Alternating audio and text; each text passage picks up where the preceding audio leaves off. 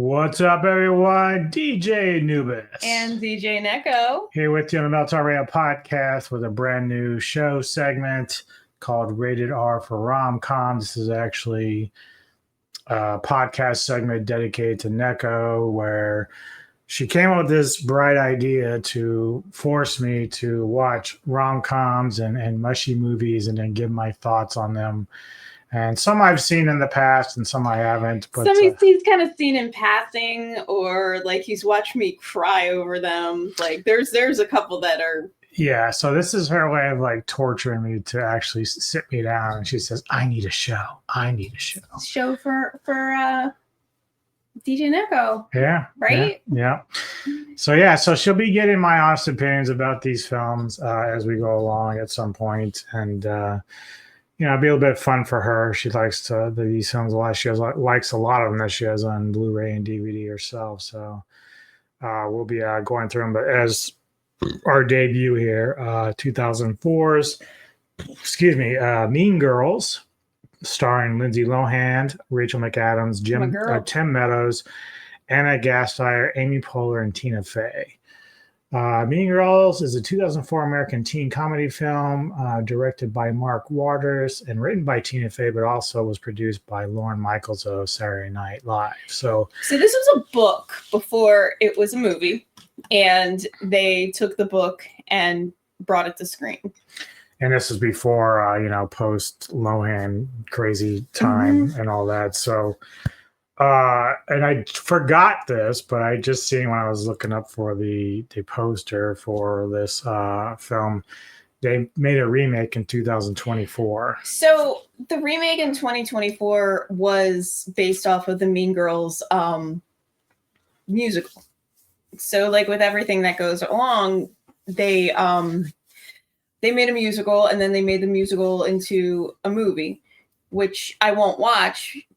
Just kind of like I never watched the new Nightmare on Elm Street because this is this is a sacred movie to me. I'm not going to let anything remotely taint it. And this whole like brainchild started because it was October 3rd, and I was trying to tell DJ Anubis it was October 3rd, and he didn't care that it was October 3rd. And then I explained to him October 3rd is Mean Girls Day. And I was like, you need to watch more of my movies. Now, I watch a lot of movies, and I'm a girl. Like, I like girly movies, too. I like disgusting thrasher horror movies, but I like girly movies. And so I said, you're watching Mean Girls. And he watched it tonight, and he's like, yeah, I've seen this. It's okay. Whatever. I'm a man. And I'm like, but this movie, after it came out, especially when it got on cable, I watched it like crazy. I have the DVD. I mean, I love this movie. So from obviously from the obvious, what is it about this film that you really, really like? I was young enough when this movie came out that I was in my early 20s, and this was about high school juniors, that it was not that long ago that I was in high school. So I totally related. And the late 90s, early 2000s for me were like the glory days. I know that sounds so silly, but it was, I mean, think about us when we were in 2004. We were broke. We lived in a shitty apartment. I mean, it was adequate, but like, think about it. But I had so much fun. You had so much fun. We were going to shows in like hole in the wall places. We were seeing our friends' bands. I had all of my girlfriends within a block of me. And at one point we were all living in that shitty apartment complex. So we were all together. And remember, it would just be random on a Sunday. Hey, let's go over to the gazebo and use the grills and make hamburgers and hot dogs. And we're like, sure, we want some hamburgers. It was just a good time. Like, so when I watch this movie, I am transported back to that time.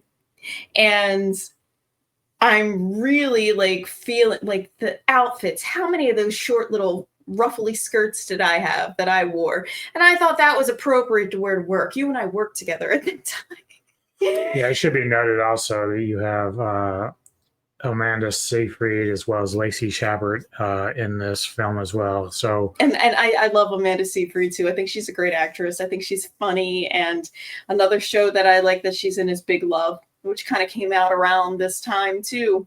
It is very true about female relationships, how easy it is to go from love to hate. That's what I was going to say. Like, one thing that girls probably like about the film is it's sort of self-telling about the cattiness of girls, and especially in high school. You're in cliques and you're trying to be cool in one case, and then of course, and you're trying to impress like the leader or the queen bee, the popular girl. Yeah, I think the name of the book was called Queen Bees and Wannabes. Like it's see, like for me, when I was in high school, I was not wrapped up in all of that because I was very wrapped up in my boyfriend at the time. And honestly, the girlfriends that I had in high school, I have a lot of them still.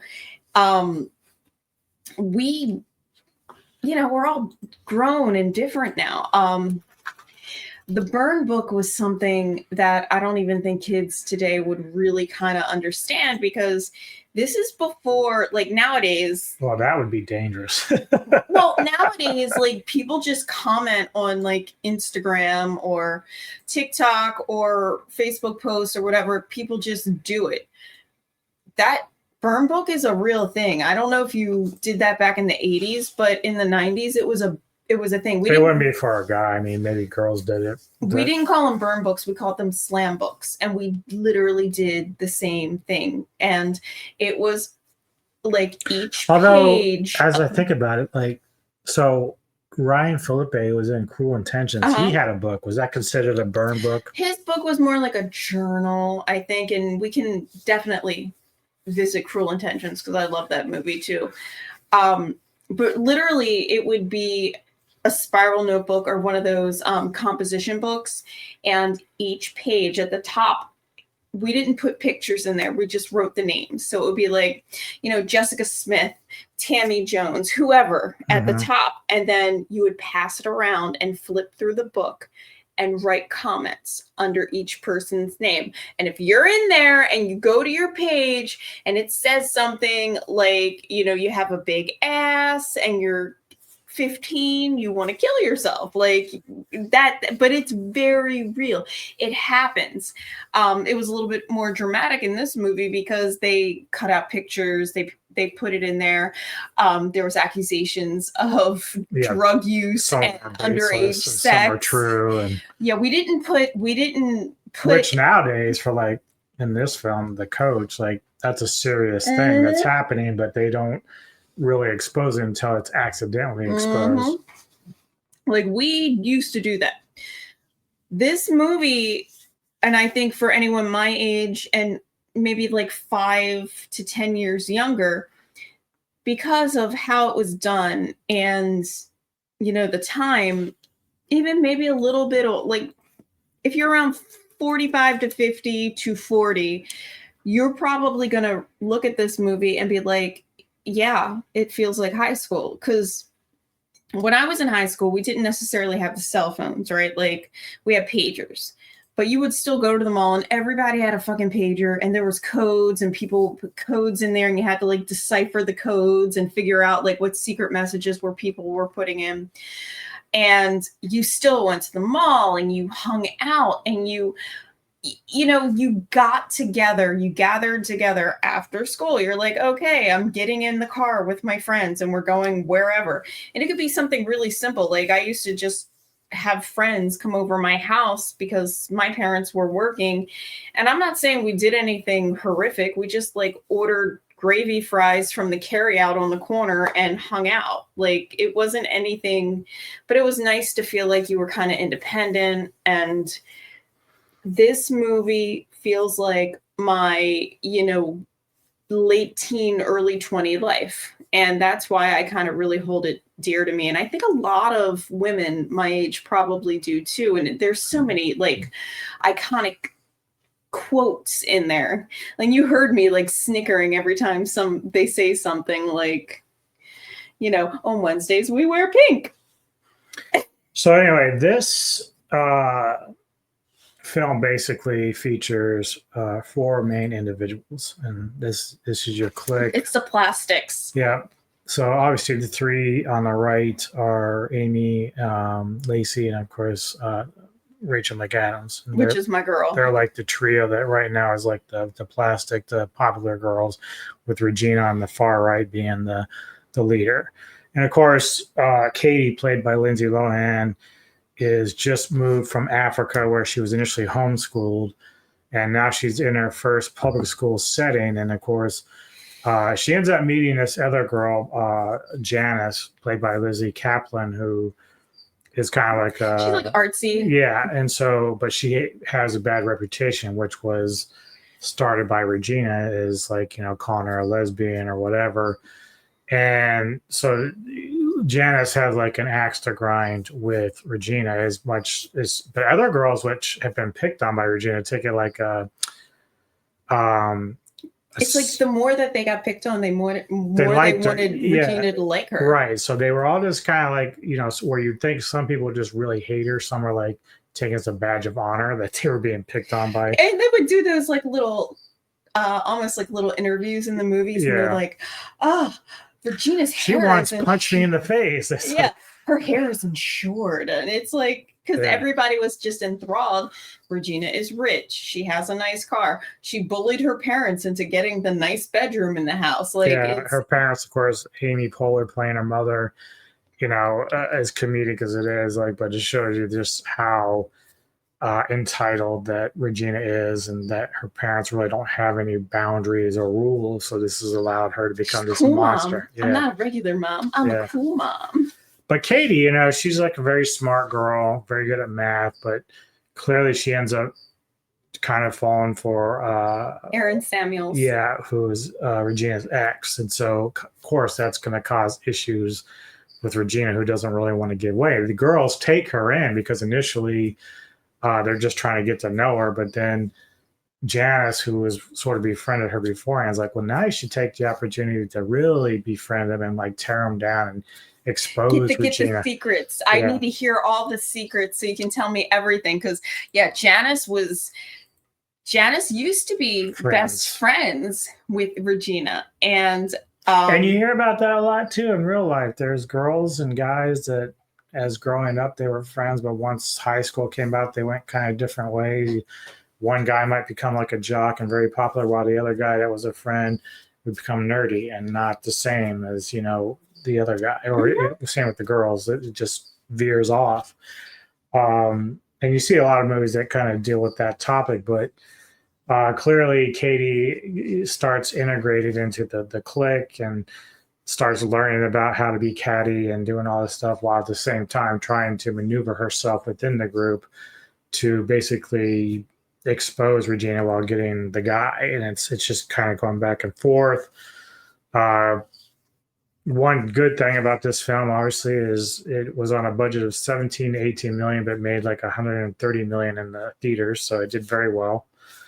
The thing I remember most of, because like I didn't see this back then, but I remember when Jawbreaker came out in '99, I love Jawbreaker which too. is like almost like a retelling of Heathers. And Heathers is a film I actually really like. Winona Ryder and Christian Slater. I really like Heathers as well. Yeah. So during this time, I'm seeing like Mean Girls and thinking, oh my God, another version of that, even though this isn't as violent or dark as that. It still has dark moments. I mean, you get people. This is about psychological warfare. Yeah. This is 100% about like what girls do to each other. And, you know, there are times in this movie where they literally say, have you ever said something bad about your friend? Have you ever had a friend say something bad about you? And girls, I like to gossip. Yes, you do. I mean, yes, you do. Girls like to gossip, and sometimes the gossip really kind of takes the front seat, and it can be mean. You know, I joke with my girlfriends because sometimes I just text them and I'll be like, "Can I be a bitch for a minute?" And they'll say, "Of course," because even if they don't even, well, that's the thing is like, excuse me, even if they don't know why I'm mad, and I'm in a different state now than all of my girlfriends. You know, every single girlfriend, I have one in Virginia. I have, most of my girlfriends are back in Maryland. I have one in Texas. Just think about how far away all of us are. And just a text saying, I need to be a bitch for a minute. And it's not even going to be about anybody that they know. It's not going to be about anything that they know, but they're like, yes, please. Because they want to support me. And that's another thing that this movie really kind of dug into is female friendships are complex. Like they really are. Hi. Yeah. Really? Are you talking to Baby Neko? Baby Neko, come sit with mommy. What are you doing? Meow. Meow. You want to be on the film? She does. Yeah. You're a good girl. Mm-hmm. Come here, Neko. Come sit with mommy. Look like what are you doing? Yeah. So there are some funny moments in this. There's a good point where Katie like tells Regina that if she eats these protein bars or whatever it is, that it's going to help lose weight for her. She's on an all-carb diet. Yeah, so, but it's actually to give weight gain for like. They give them to the starving children in Africa so that they gain weight. And then her current boyfriend, Regina's current boyfriend is like, why are you eating these calcium bars? And she's like, I'm on an all-carb diet. And he's like, oh, coach makes us eat them when we need to go up a weight class. And she's like, what? Yeah, so, and really that's when, Regina kind of goes scorched earth with the burn book and starts pretending that it's not even hers. Like, this is something that she created, but she uses as a way to kind of out just everybody. The entire school goes bizarre, bazonkos, and people are fighting each other, and she's just kind of sitting there at the steps, like, yeah, just enjoying the chaos that she creates with it. But yeah, I mean, it has some funny moments in it, and of course, I love when Katie throws up on Aaron Samuels. Call me. Now, see, I know that Neko's going to have like a lot of films that she's going to want me to check out, but I'm hoping to revisit some of the ones from the 80s and 90s that I actually liked that are rom-coms. We're talking like Trojan War, Can't Buy Me Love. Like, those are things that I grew up that I actually really enjoyed back then. But she has like some out there that I have not seen that I'm going to have to sit through. The next one that I want to watch, you've never seen, I'm pretty sure, and I know you're going to love it because she says this all the time, though. Well, first of all, my boyfriend Ryan Gosling's in it, and it's not The Notebook. So that'll eventually come too. Oh, The Notebook is going to be a problem. It's going to be. We're not talking about that today, though. But yeah, I should have stuck. What was it, Jedi? Jedi likes that stuff, right? I should have stuck him in it. Maybe we could get a guest host too. Like, I really love girly movies. I don't know if it's because I'm a girl, maybe, but I also love the Texas Chainsaw Massacre. Like, yeah, she enjoys her horror, and she enjoys action and stuff like that. So it's not like she's totally on this train, but she does enjoy her rom-coms. Most women do, so nothing wrong with that. I enjoy comedy as well. So yeah, I really feel like the next movie, because you've never seen it, and who Kevin Bacon's in it, and oh god, even Picture Perfect is a rom-com. I love Picture Perfect. We got to put that one in there too. Are we gonna do this weekly? No, we'll probably do like maybe every couple of weeks or something. I think we should do it daily, actually. No. Neko, come here. No. Are they getting hungry? Probably. But let's go ahead and just let's give our final thoughts and our ratings for this particular film. This movie gives me all the memories and all the feels. And if I need to like get in a good space, I can think about Mean Girls and just be like, I obviously love this movie. Now, when I give my rating, you have to understand this is on a rom-com rating, right? This is rated R for rom-com. I'm not saying that this movie is going to be better than like an actual Oscar-winning movie. Like, well, yeah. If anybody that's followed my channel knows that we're not comparing to Oscars. Yeah, like, this movie. It's like rewatchability. It is. It's fun. It's fun. It's rewatchability. It is me like loving the movie. For just simple things, like I look at the juicy tracksuits that they wear. I look at the purses that they're carrying. Everything about it is nostalgia to me. And in my rom-com rating, and that's what we'll call it, the rom-com rating, I give this a 9. This is a 9 out of 10 for rom-com. It has a lot of cute things in it and a lot of nostalgia, and that's what draws me in right now because of the nostalgia. I do think that if you weren't around during this time, you're not going to get this movie the way that I do. Mm-hmm. And this movie is 22 years old. 21 years old now. This movie is old enough to go out and drink.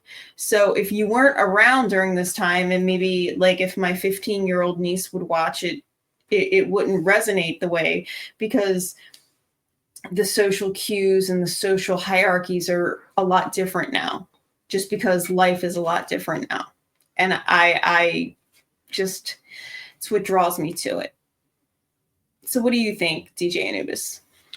So, yeah, I mean, I get some enjoyment out of this, obviously. I don't know how it will compare to some of the other stuff we're going to watch over a course of time. I think what we'll do, though, because we are closer to the end of the year this year, we'll just continue on, and then towards the end of 2026, we'll do like a top 10 that I've discovered. That I have not seen, and then we'll rate those films, like kind of like what Tony and I are doing with Ghouls. Just films that I haven't seen. This is the girls. Yeah, so I'll try to do my best with stuff that you will show me that I have not seen and see how. I think some of them you're going to tank and you're going to hate because they're like super sad, and you are not into super sad. Right. And I wanted to start you off on something that was kind of light and fun. So, I mean, the acting is fine. There's no issues there. And it is a fun movie to a degree. But, you know, again, when it comes to rom-coms, I don't have a high rewatchability with them. Unless, you know, I used to be, I could watch some of the older ones like over and over. There's a couple that you like, and we're going to throw them in here. But I'm going to give this a 7 out of 10 for me. It's still decent. It's a good film in that regard. Rotten Tomatoes, the critics gave it an 84%, while the audience surprisingly at 66%. The audience is lower. Yeah. Wow. Yeah, for this movie. This movie is... I was a little surprised that the audience was lower on this, but, you know, that happens. But, yeah, it's not a horrible film. You can have fun. Like I said, the acting is good in this. You got a lot of big-name actors. It's kind of clever, right? Like, it's got, like, a nice, clever story. The next movie that I'm going to force DJ Anubis to watch is Crazy Stupid Love, starring Steve Carell, Julianne Moore, Kevin Bacon, and my boyfriend, Meow. Ryan Gosling. Meow. Also, Emma Stone. Hi, baby. You can't come over here yet. She's coming over. No, can't do it. Baby Neko's coming over. But so that is our next movie that we're gonna watch. Like, I could watch that right now. It's so funny. What are you doing? Huh?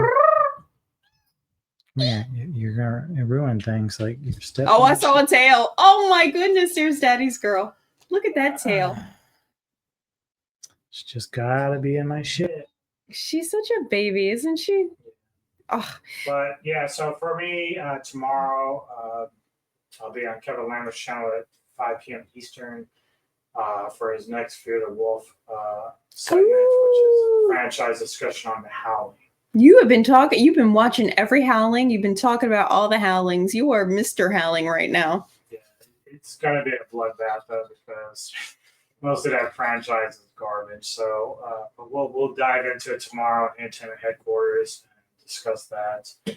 And then Sunday, I'm going to get together with Jedi Grand Bell on his channel for a review of Galaxy of Terror. I don't think I've seen that. It stars some familiar faces, but this was 78, I think, for Galaxy. It might be a little bit early, but it starred Robert Englund, Sid Haig. Oh, cool. Yeah, so there's a lot of familiar faces that before they even became bigger stars at that point. So a lot of fun, old sci-fi and horror. So I'll be looking for that as well. But yeah, just keep an eye out. This is the new show for Neko. What are you doing? She's just talking. She's just a talking cat. Look at her. Oh, she's right over your shoulder. Look at that face. Hi, Neko. This is mommy's baby, Neko. She's adorable. Like to subscribe. Give comments. How do you feel about this film? If you enjoy rom-coms like this woman over here. We're going to be talking about rom-coms at least twice a month going forward. Come on, guys. So get it together. Be ready. And yeah, I'm going to have to suffer through this, but we'll be okay. But thanks for the support as always. Hit the like and subscribe button, and we'll see you next time on the Podcast.